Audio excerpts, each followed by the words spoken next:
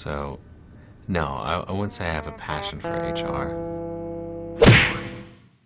Welcome back to Human Resources for the People. It's a human capital revolution. Today on answering Ask HR subreddit questions, because I'm banned part like 300. I've been doing this for a while.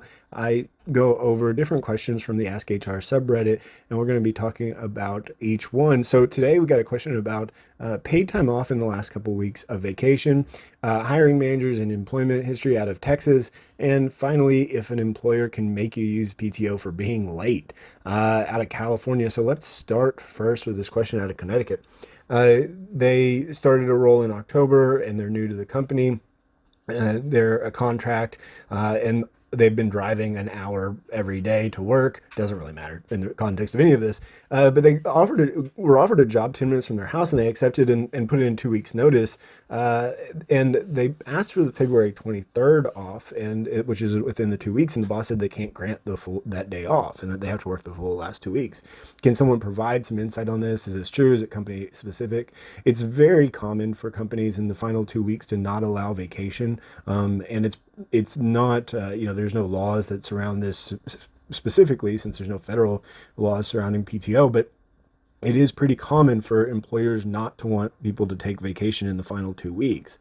That said, I mean, the biggest way around this, although it's a little sneaky, is that Connecticut has a sick time law. You could call in sick, assuming you had that time, and then take that day off, and then you would get that day off no matter what. Or you could just miss that day altogether. It is your final couple weeks, so what does it really matter? You just miss, and you wouldn't get paid it, and ultimately you would get paid it upon termination, right? The next one up is a question I really hate out of Texas. This is my buddy owned a small business that hiring managers won't consider your application if you have less than 6 months of experience.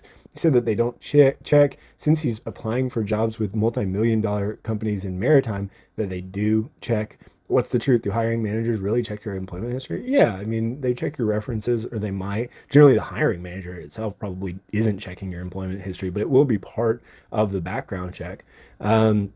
And that they absolutely might check your background check. It's a really bad idea to lie on anything that can be verified in your resume and in what you submit to the background checking companies.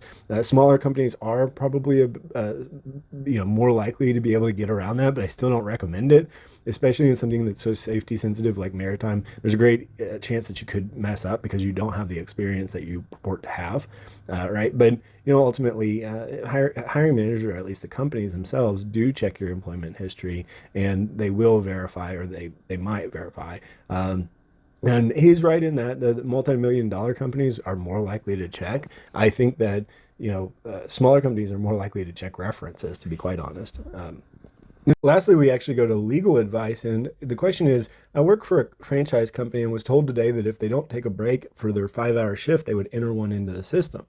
And said, but they fill up the schedule so they don't actually get a break. If they input a break into the system, even if I was working during that time, is that legal? And the answer ultimately is no. And this is where a lot of time theft comes. Generally speaking, some of these bigger companies have automatic breaks put into the system, put into the time system. And when that happens and people don't get their breaks, which is quite frequent, then you have an issue where people are often owed time. So if they are doing that, if this is what they're saying, then no, it's not legal. The next step would be to file either with your local Department of Labor, if you have one in your state, or to file with the Federal Department of Labor in the United States. It's very cut and dry as far as I'm concerned. This is something that's very important to either pay people. And if you're not scheduling clients appropriately, then that means that you're not getting your breaks. So I'm curious what franchise company. If you escalated it, it would be fixed. Generally speaking, these big companies know better. But if the management at the lowest levels aren't aware and they haven't been trained on it, then you get results like this. Let me know what you think about these answers to the questions in the comments down below. What do you think about checking employment history as a hiring manager? And do you actually check it yourself, or do you kind of outsource it to HR? Let me know. Like, share, and subscribe, and we'll see you on the next video. Bye, guys.